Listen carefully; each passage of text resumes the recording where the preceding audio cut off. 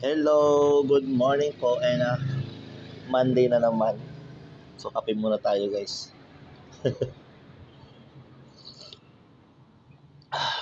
And good afternoon and good evening yan sa mga nasa iba't panig ng mundo.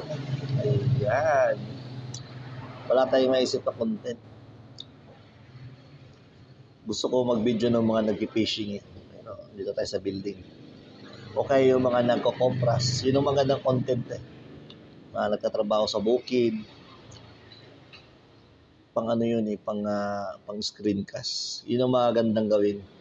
Yung may mga nagtatrabaho, mga gumagawa ng payong, sapatos, magandang i-content yun pang screencast.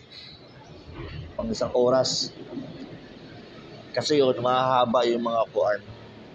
Mahaba yung trabaho na yun. Gumagawa ng nagtatrabaho sa Kopras, nagtatahi. Yun ang mga magandang gawin guys pang screencast. Tapos yung mga gumagawa ng aparador. Pero i-edit mo yung mga ganon gumagawa ng aparador kasi mahabang proseso yun. Mga gumagawa ng hollow blocks. Kailangan mga content transition nun. Isang oras mo lang gagawin yung kaya yun. Push. Ito si Choco. Ulit na naman siya, nangungulit. Nangungulit na naman siya. Pakulit kasi yung aso na yan. Pinababa ako siya.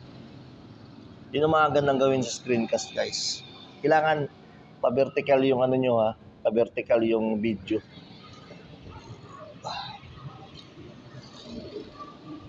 Basta yung mga yung mga gumagawa ng mahabang trabaho, yung maganda. Kailangan din masipag ka rin mag-edit para hindi siya panoorin yung tawag dito. Diyagan mauma yung tao. Kailangan maganda yung transition. Kahit wala ng background music, habang naka-screencast ka, ikaw na rin yung ikaw na rin yung andun sa live.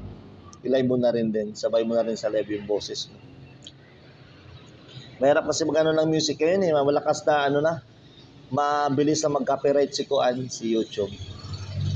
Kahit kaunting music lang, ingatin kayo sa copyright.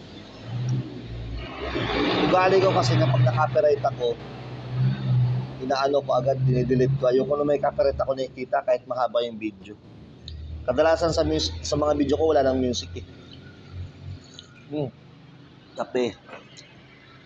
Maraming magandang gawin, maraming video na magandang gawin para sa screencast. Sample, mga nagtatrabaho. Tapos hindi ka na ng permission to video para hindi sila magtaka bakit ka nag-video. Sabi mo pang screencast ko pang YouTube. Ganun lang. Maganda yung yung mga nag-fishing. Yan, magandang lalo na yung fishing ganyan. Gusto ko sa videohan Kaso nga lang, kung nag-fishing din, walang huli, hindi rin maganda. Maganda talaga yung feeling, wow, marami silang nahuhuli, yun, videohan mo na agad. Paalam ka lang. Kung pwede lang din, huwag mo na ipakita yung mukha nila. Sabi mo na lang, ay, pwede pa mag-video, di ko na lang po yung pakita yung mukha nyo. Diba?